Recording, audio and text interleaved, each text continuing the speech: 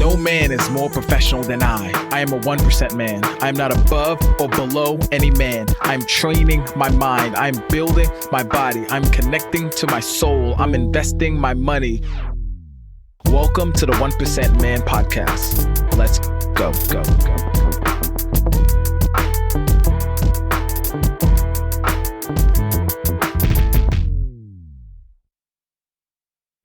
Well, welcome back, my friend. I'm so excited to have you here.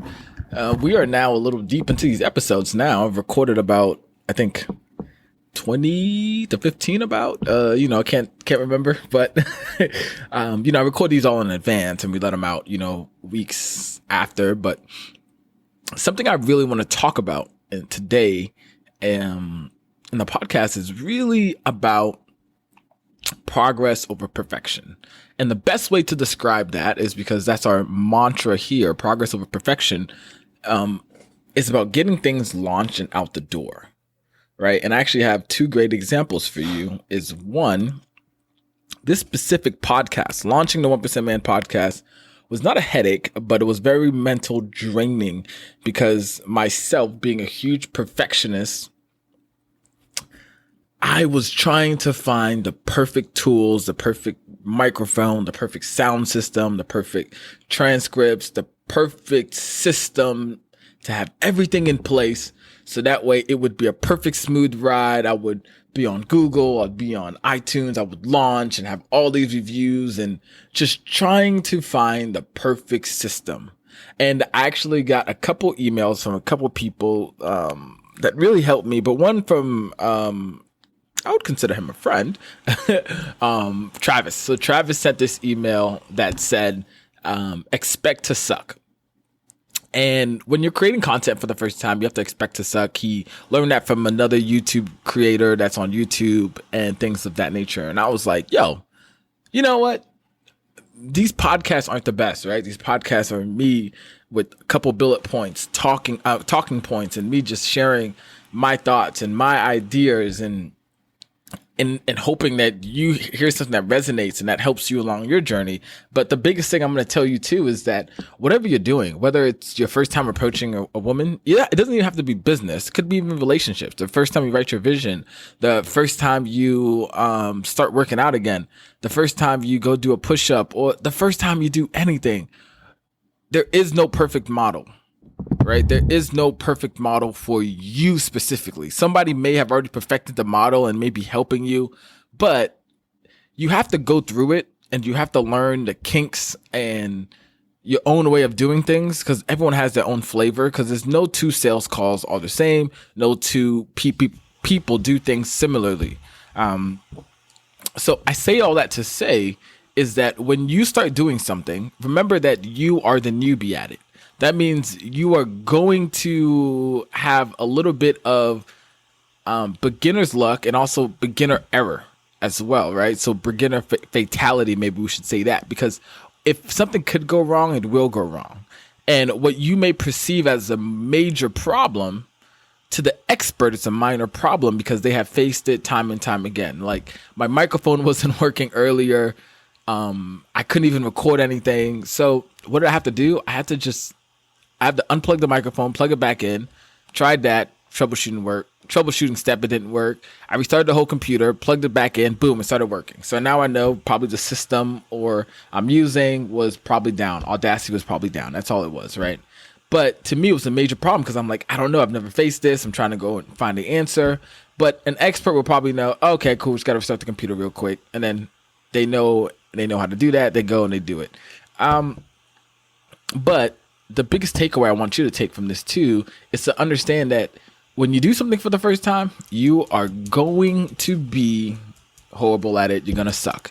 One of my favorite books, The Alchemist, talks about beginner's luck in a lot of ways, right? Where the main character, I believe, I forgot what he was doing, but man, I can't believe it. I'm trying to use the book that I really like, and I can't, and it's gonna escape me. So even like this moment right here, where I'm thinking about an idea, I'm thinking about something, I'm in the middle of a podcast, and I'm losing. I lost the train of thought, right? Which an expert would have had it probably written down, said I'm gonna use this story.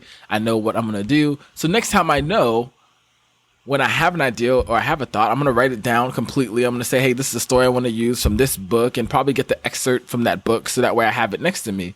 But I wanted to record this when I had the emotion of it, because this is something I see a lot of us doing, right? And especially you, and especially me, and especially people around me, all of us, is that we are so consumed with perfection. We're so consumed with this idea that everything has to be to a T. Like all the T's have to be crossed, all the I's have to be have a dot above it.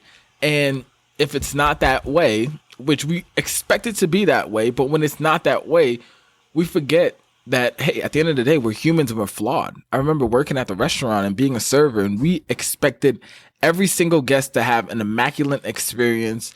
But we also have to remember the immaculate experience for each guest looks different, right? There's an expectation that the restaurant has for each and every one of us, right? When I used to work for Red Lobster, there's an expectation that we had. But however, the biggest issue is that every guest that comes through the door comes with their own baggage and issue, right? We can try to impose our will on them, but at the end of the day, it's up to that guest to see how are they going to receive what we're going to give them, right? So that expectation of perfection really relies on somebody else in that sense. But in the sense of your own life, the sense of perfection is going to kill you, because you will never be perfect, my friend. Never be. And I'm saying this to you because I want you to understand that whatever you want to launch, whatever you want to write, whatever you want to do, go out and do it.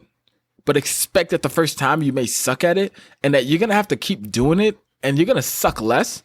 And soon enough, you're not going to suck at all, and you're probably just going to be average at it. Then after that, from average, you're going to go from superior. You know, you're going to excel at it after you do it for a while. But no one comes out the gate being amazing at anything. Even look at Michael Jordan playing basketball, right? Great example. He gets cut from the team. He starts to go practice. He has a lot of great coaches that teach him all the great things, a lot of talent, a lot of practice. Kobe Bryant, a great preparer, right? He prepared like nothing else. But the biggest thing we can do is we can expect to suck, but also we can also expect for us to put a lot of hours in preparation for it. Right? That's how that's going to cut our learning curve. And even if we invest into a coach or whatever, remember, the coach can show you to the water, but he can't have you drink it. He can show you how to climb the mountain, but you have to climb it yourself. Right? And in the same way, I was looking at the, best podcast coach I should invest with. But then I said, you know what? Even if I have the best coach, even if I have all the best things, I still have to record these episodes. I still have to put in the time and the effort, right? So I did find a great coach, Miss Kim Doyle. She helped me a lot. And then I just started recording. And she told me, hey, Bertrand, just hit the record button and record. And start putting stuff out there, because at the end of the day, that's how you're going to get better. That's how people are going to hear your message, right? The 1% man message within me, I wanted to get that out. And I'll tell you this, there was a big time for myself where I was expecting it just to be perfect the whole time. And it wasn't.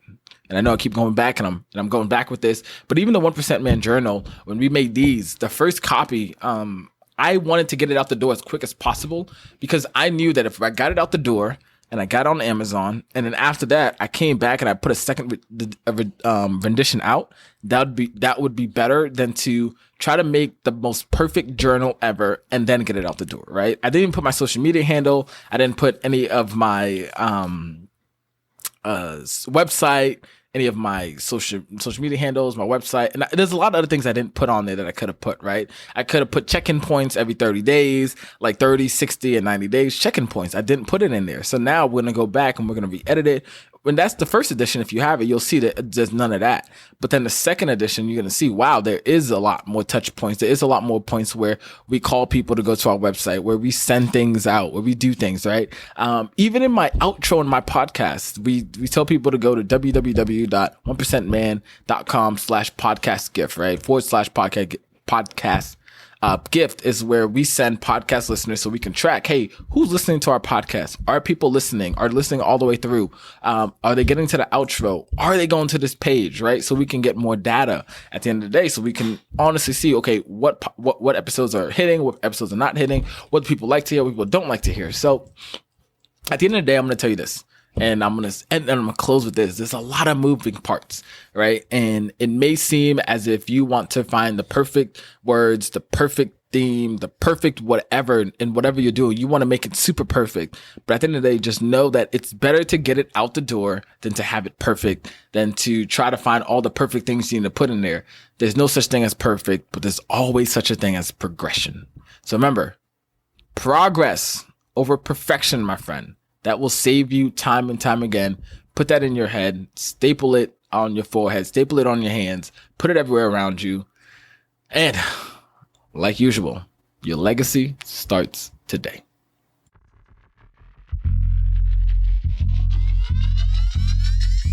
Thank you, my friend, for tuning into today's episode. This means so much to us over here at the 1% Man community. Now, we want to extend a hand of gratitude to you. So I have a free gift for you. All you have to do is go to www.the1percentman.com/podcast gift. This is an exclusive gift for listeners that tune into our podcast. So go over there, get that free gift as well. And now I have two simple acts of you. One, hit that subscribe button and leave us a comment and a 5-star review, because that helps us to see what you love about the podcast, and that helps us to bolster up in the rankings so more people can find us and listen to this pertinent information that we have for men of today's age. Last but not least, I want you to go back and listen to this podcast. Find just one thing that you can implement in your life today so you can move forward. Remember, progress over perfection. And till next time, my friend, your legacy starts today.